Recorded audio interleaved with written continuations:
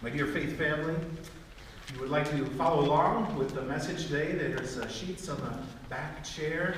If you haven't already grabbed one, there should be a pen or a pencil in the seat pocket in front of you. As we continue our New Year's focus of having a better life, our first installment, beautiful. Beautiful. Take a look at this beautiful scenery of the Badlands in the center of the United States. Do you think that's beautiful? Well, I mean, there's a book about it, so at least somebody thinks there's some beauty there. But have you ever driven through there? Quite a funky piece of scenery. It looks unusual. At first glance, I'll admit, driving through here, at first it kind of seemed ugly to me.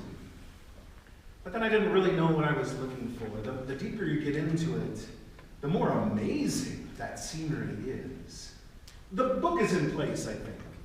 There is a beauty within the Badlands. Maybe just not a beauty that we were expecting, or a beauty that we normally see.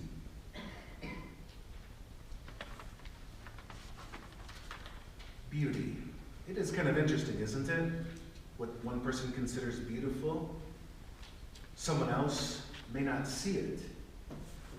But a beauty that maybe many people see, maybe there's something lacking in that beauty.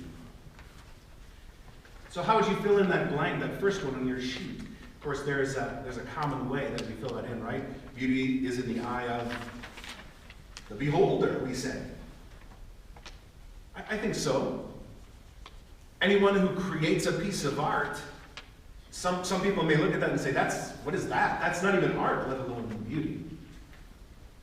But if we take this to a bigger stage and pull back, we might fill in our blank slightly differently. Consider this. Beauty is in the eye of the Creator. He made all things beautiful in their time.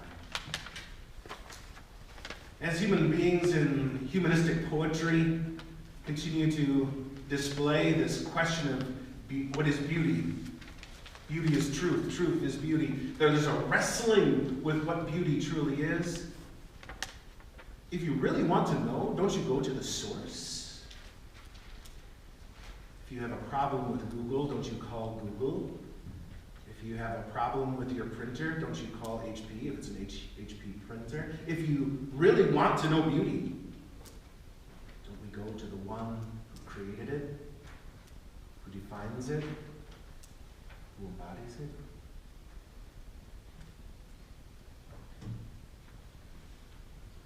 Having a better life. Today, we're going to look at the Beatitudes.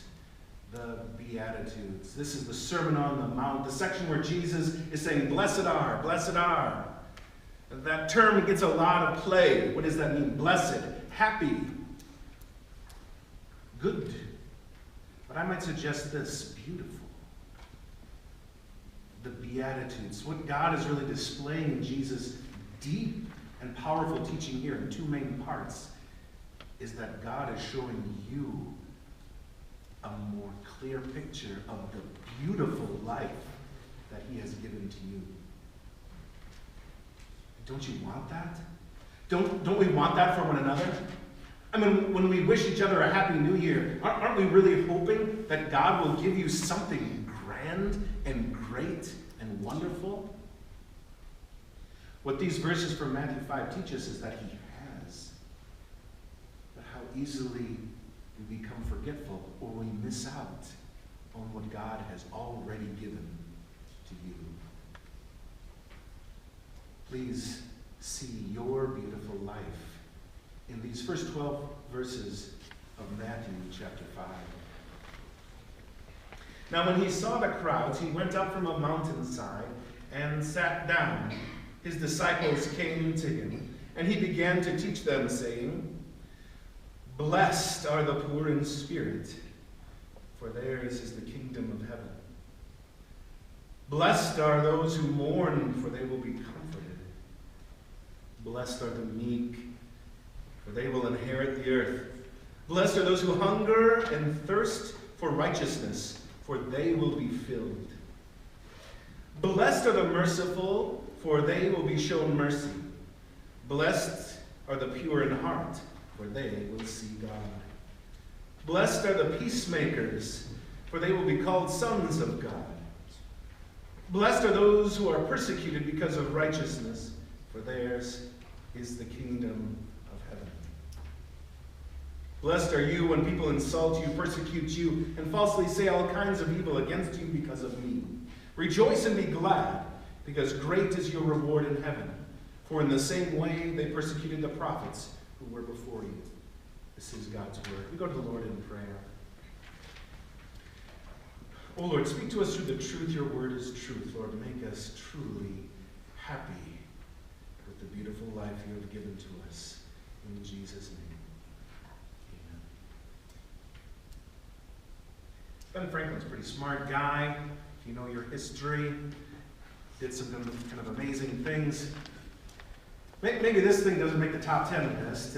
He made a list of his own, actually. He decided he was going to take it upon himself to have a perfectly moral life. It's like a hobby. So he made a list. So he made a list of all of the characteristics of morality. And he decided each week he was going to focus on that one. And at the end of his list, figured he'd be a perfectly moral man. Quite a plan. So he went through his whole list, and then he showed it to a bishop, and then the bishop said, well, you're missing one. Humility. Which I thought was kind of ironic in this story. So he added that to his list, and he had a nice even dozen. And in his mind, moral man. Isn't it ironic? The one that Ben Franklin pretty much forgot is the one that Jesus focuses on and really has the foundation of a beautiful life. It's where Jesus begins. In fact, the whole thing hinges on humility, true humility, not false humility. But before we get into that humility, please note the structure of the Beatitudes. It's kind of interesting. It almost follows the system of the Ten Commandments. The first table of the Ten Commandments, that's our relationship to God. Call that the vertical relationship. Then the rest of the commandments is the horizontal. This is how we behave with other people. The Beatitudes is really similar. The first four, in fact, you could split it right down the middle. The first four Beatitudes is really talking about our place in relationship to God. And the rest is toward people. The last four is toward people. Those are some more blanks to fill in if you're playing along at home. Again, this is an exhibition, not a competition. As always, please, no wagering. And so we get into the first Beatitude. Spiritually, I've heard it described as spiritually poor. We're really focusing on verse 3 here, which will be our memory verse for this week. Blessed are the poor in the spirit, for theirs is the kingdom of heaven. Right away, you're understanding that your life is different than the worldly life, because the society in which you live starts laughing at this concept. Happy, blessed, if you really got it, you're poor. And your guy who's a day trader looks at you and laughs, because that's not his life. But it's your life. And your life is beautiful because you're poor. Spiritually poor, what does that really mean? Spiritually bankrupt, have you heard that phrase before? But have you ever been to bankruptcy court? I interpreted there once. You know, it's kind of rough, but they get to protect assets, they get to protect home, they get to protect a vehicle, and one other big asset in their home.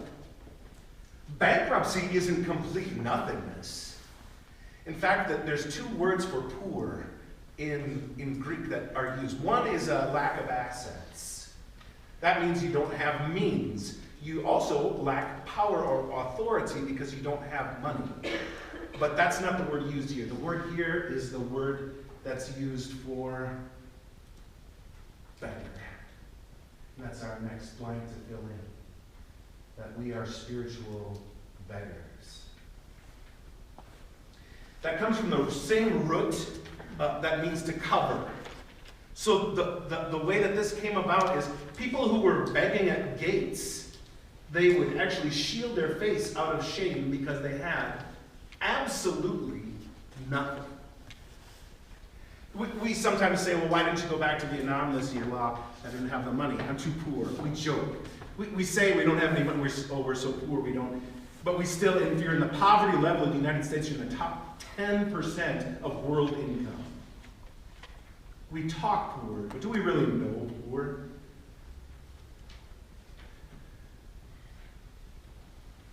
Spiritually poor, spiritually bankrupt.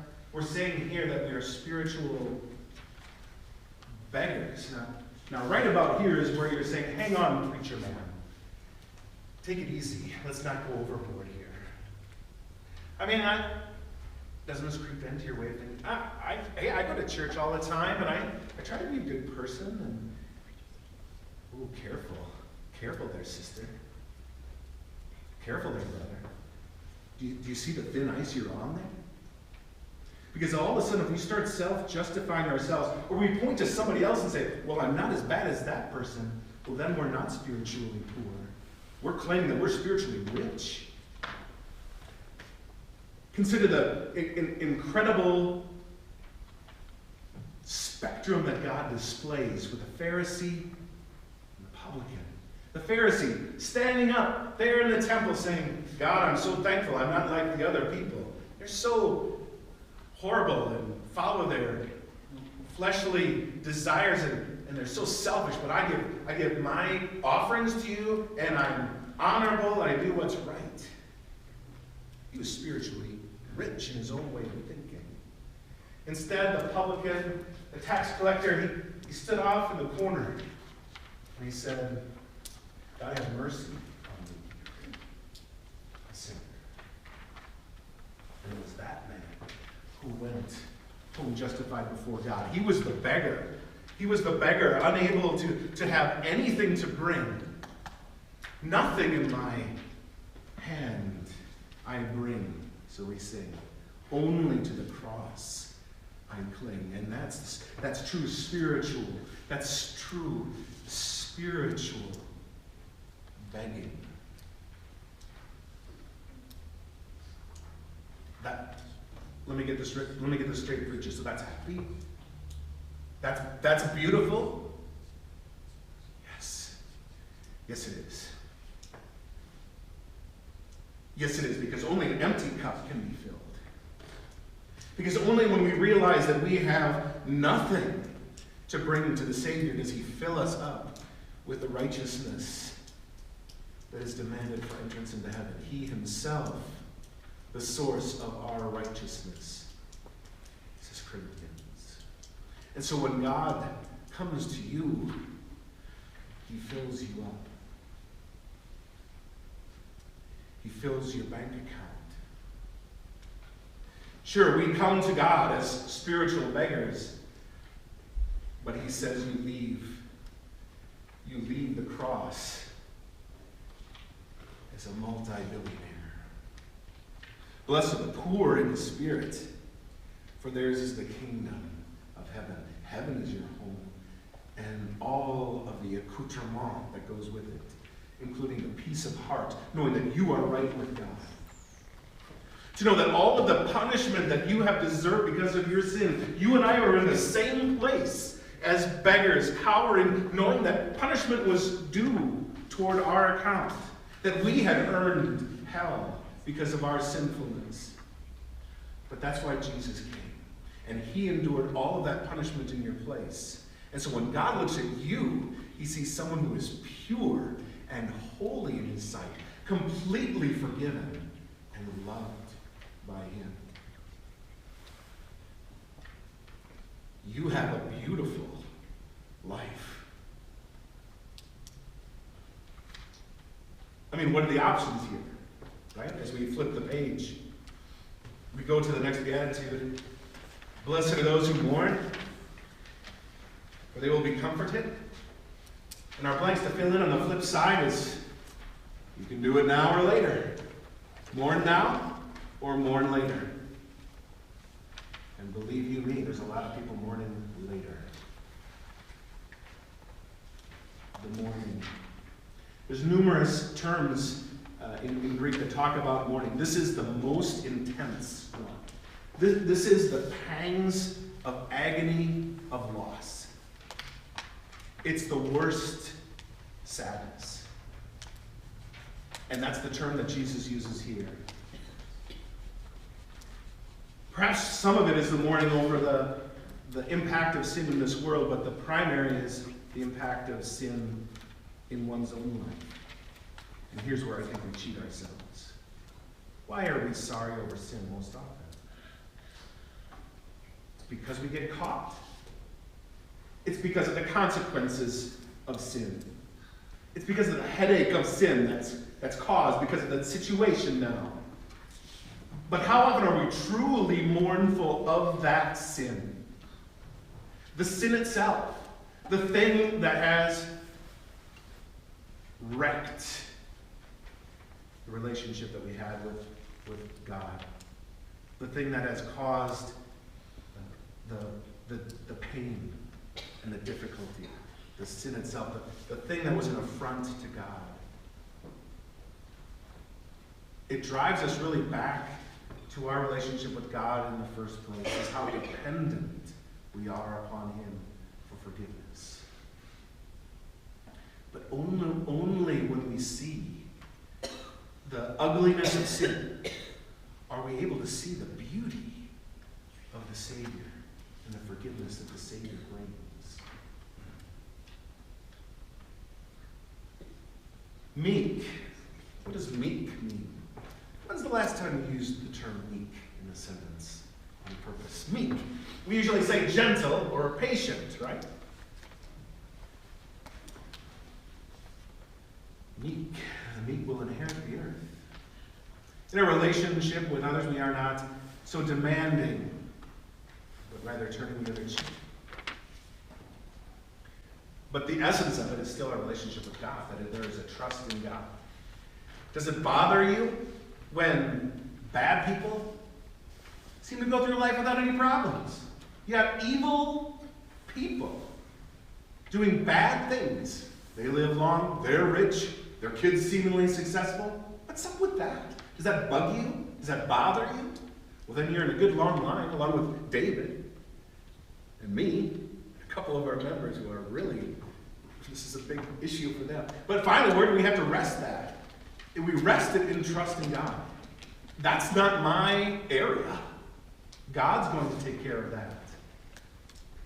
I don't have to get all fiery and hot and bothered, but doesn't my sense of peace and trust rest in God, that He has that under control, that maybe during this life they seemingly have no repercussions, but they will. Because if they aren't the ones that are mourning now, they will be mourning later. And we trust God in that. Are you hungry yet? Did you have your breakfast? Are you thinking toward lunch already? Well, how about spiritually? What are you hungry for?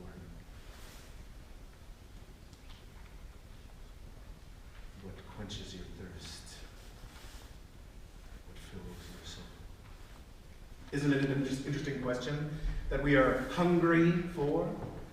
Think about a little bit later in the next chapter. Jesus gives us the instruction that seek first His kingdom and His righteousness, and all these other things, these worldly things, will be given to you as well. Where's your focus?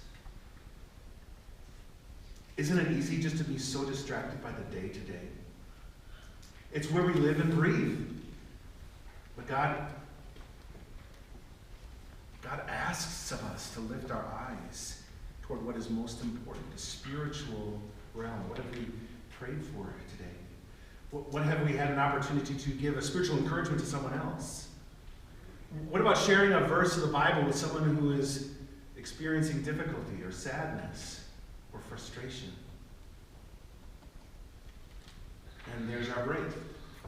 There's our break. The whole focus really for those first four is our relationship with God, and that is where I want to give you an encouragement to your sister, to your brother in the faith, that your relationship with God is secure, and that you really have a beautiful life because God has made you his dear child, and he has forgiven your sins, and he has shown a love to you unlike anyone else will ever show love to you. And so then that has an impact then in the way that we have our life in this world. So the next 4 is really talking about seeing our life as beautiful as we interact with each other and other people. And here then, God gives you an opportunity to say thank you. It's like a big giant thank you card that you get to continue to write in how you interact with other people out of love for what God has done for you in Christ Jesus. Merciful, the first one. Blessed are the merciful, for they will be shown mercy. As we forgive one another, as we know that we too have been forgiven by God, and so we forgive others. Hard sometimes? Yes. A process sometimes? Maybe. But can we continue and permanently withhold forgiveness to someone when God has completely forgiven your sins and mine? Think about the king who had the accountant who owed so much to the king, and the king was going to throw him in prison, and he just went down on his hands and knees and said, Lord, Lord, please give me a little more time, I'll pay the whole debt. The king said, you know what? We're good. I forgive your debt. That same guy then that was just forgiven that huge debt goes to his buddy, owes him just a little bit, and says, let's get that 20 in my wallet right now or there's big trouble. And then the friend goes down and his hand basically says the same words. Just give me a little more time. I'll pay you back. And he says, no, that's it. I'm going to throw you in prison until you can pay it. And the king heard about this and it's like, what? Did forgiveness mean nothing to you? And what an opportunity that God gives to us each day, even when it's hard, or even when it's a process, to be merciful to others, pure in heart, for they will see God. Where is that purity of heart? It again resides within our relationship with God and what he has done for us. The pure heart comes from sins forgiven through Jesus. Peacemaker. Maybe there's more opportunities than we sometimes realize. Is there a way that you can ease tension in a relationship? Is there a way that you can spread goodwill between a group of friends? Maybe there's a way that you can say words that encouragement to others to preserve a relationship. Is your life beautiful because you're persecuted? What a way to end, right? The beginning and the end beatitude, those are timeless and assured. The verbs are not future tense. All the other ones are future tense. But Jesus says, blessed are those who are persecuted because of righteousness, for theirs is the kingdom of heaven. Maybe that's in the workplace. Maybe it's in a social event. Maybe it's friends where you have opportunities to stand up for the truth. Maybe those views are not popular. But don't you have an opportunity to stand up for what is right? Consider those in many other countries who experience extreme persecution. They don't get to see their families. Some are actually locked up in prison. The destruction of property, all because they stand up for Jesus. As our persecution becomes more in this continually pagan country, let's face it, our country's messed up. But you're part of the answer because God has made you part of the answer. He's made your life beautiful. And so you have something to offer this world. And you have something as you show that your life is different than the worldly life. That the Lord will use that witness to draw others to himself. So please be ready. You can pray for it, for opportunities to stand up for Jesus, to be able to stand for what is right, and to be a voice for something beautiful in this world that is becoming more and more ugly.